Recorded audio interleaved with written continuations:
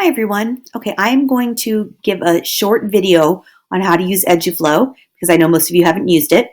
When you log in, so there's going to be a link on Google Classroom. You are either going to click on it or you can copy and paste it into your browser right up here, and it will take you to a screen that looks similar to this. It's going to say hi, your name, etc. Now, because most of your teachers probably do not use Eduflow, you'll probably only have one course. For my purposes, it's going to say 8S. If you're in period 5 and 7, it'll say that. That's together in one course. If you're in 2 or 4, it'll be another. Or if you're in 8A, that'll be a separate link, okay? So you're going to go ahead and you're going to double click on it, just like I did here. Give it a second here. Okay, you are going to see the name of your class right here, depending on what teacher you have, or what period, or 8S, 7S, 7A, etc. Okay, and you're going to see a list of what they call a flow, and it's just all different assignments, okay? You're probably just going to see 3 or 4, depending on your teacher. I have some sample ones here. Those will not show up when you click on it, and you're going to click on the very first one, okay? And the reason for that is that you actually can't get to the others until you finish the one before it. So this first one, for my purposes, is a video, okay? Some of your teachers may have different first assignments.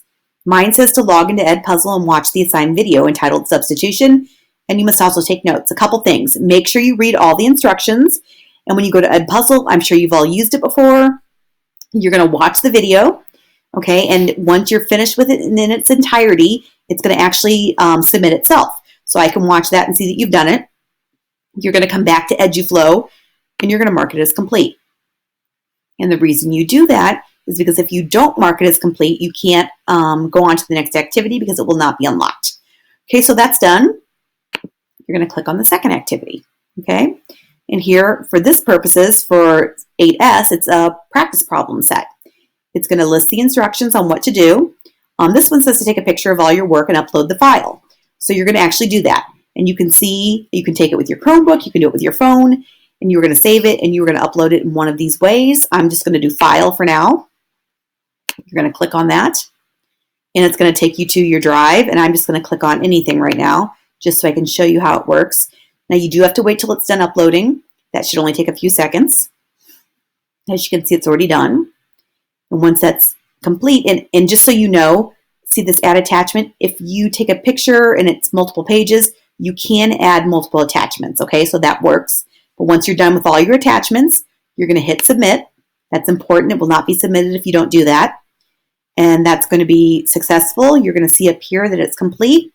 And down on the left-hand side, it's going to open up or unlock the next item. You're going to click on that. And in this case, it's an exit slip. Okay, it could be different depending on your teacher or your class. It tells you the instructions, and you can actually see that it says that you can print it out or do the work directly on the exit slip, or you can do it on notebook paper. So here's the document. If you want to open it, you can open it up. And it will actually directly open that exit slip, okay? You can print it, or you can do it in your notebook. You can go back to this site. Once you're done, okay, it says that I want you to actually, in this case, you're not going to upload anything. You are going to go to Flipgrid, and there's your code. And you are going to do a quick video explaining how you did the 3 problems and showing me your work. And once that's done, you're going to mark as complete. And that way I know that you've done the entire assignment, and then you're done. And that's what you're going to have to do for me and for your other teachers, your math teachers this week. Okay, the due date is Friday by 3:30. Okay, and then we're going to continue using this after spring break. And as always, if you have any questions, feel free to email any of us. That kind of gives you an idea of how to upload documents, how to view things, how to open extra resources. It's going to refer you to other websites. But the most important thing is that you read those instructions and that you always submit or mark as complete when you're done. Okay, and I hope that helps. Email me if you need anything.